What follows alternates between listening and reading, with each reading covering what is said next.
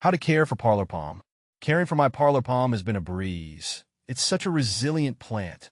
I've found that it thrives in bright, indirect light and prefers to be kept consistently moist, but not waterlogged. I usually water mine about once a week, adjusting slightly depending on the season and humidity levels.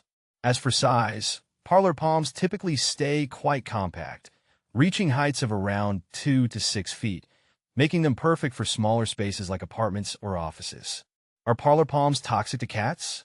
Parlor palms are generally considered safe for cats, which is a relief because I have a curious feline friend who likes to explore every corner of my home. It's always a priority for me to have pet-friendly plants, and the parlor palm fits the bill perfectly. Of course, it's still a good idea to monitor pets around any plant and seek veterinary advice if there are any concerns. Why is my parlor palm turning brown? If my parlor palm starts turning brown, it's usually a sign that something's amiss with its care. It could be due to overwatering, underwatering, or exposure to drafts or direct sunlight. I've learned to check the soil moisture regularly, ensure proper drainage, and keep it away from cold drafts or hot, direct sunlight. Trimming away any brown or yellowing leaves helps maintain its appearance and health. How often to water parlor palm? I water my parlor palm about once a week, but the frequency may vary depending on factors like the season, humidity levels, and the specific conditions of my home. Generally, I check the soil moisture before watering, making sure it's slightly damp but not waterlogged. If the top inch or so of the soil feels dry, then it's usually time to water again.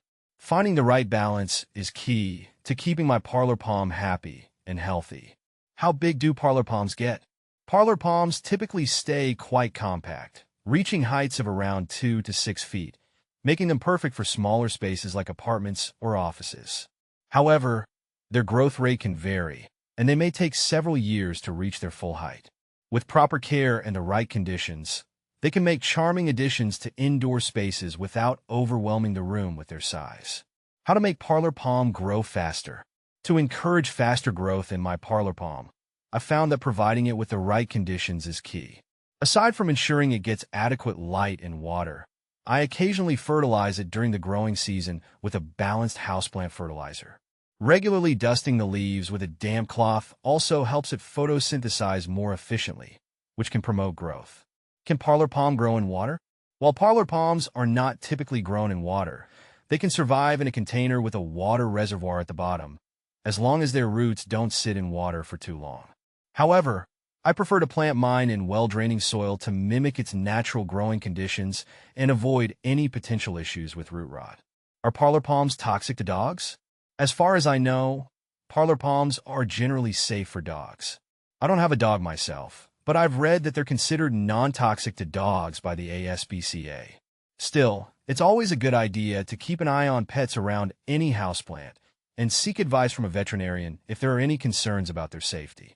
How to propagate parlor palm? Propagating my parlor palm is quite straightforward. I've successfully done it a few times.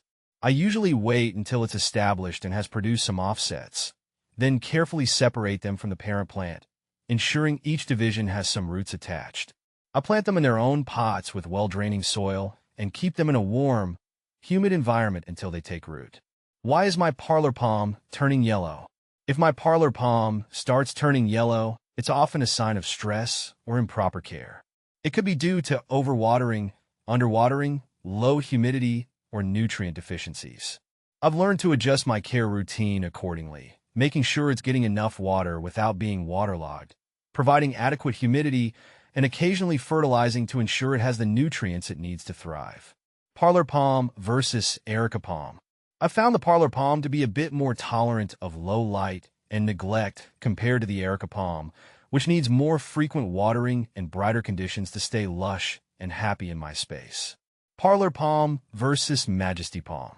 The Majesty palm, while more striking with its grand, feathery fronds, was much trickier for me to keep healthy indoors, whereas the parlor palm's low maintenance requirements made it a more forgiving choice. Parlor palm versus bamboo palm. In my experience, the bamboo palm was excellent for improving indoor air quality, but it required a lot more humidity and care than the parlor palm, which thrived with less attention and still added a touch of greenery. Parlor palm versus cat palm. I found the cat palm to be a bit more finicky with its watering needs compared to the parlor palm. While the cat palm's fuller look is attractive, the parlor palm's resilience made it a more hassle-free option for me. Parlor palm versus Kenya palm. The Kenya palm had a more elegant, taller presence that I loved, but it was more challenging to care for in terms of humidity and light. The parlor palm, in contrast, was much easier to manage and still added a nice, subtle elegance. Parlor palm versus Bella.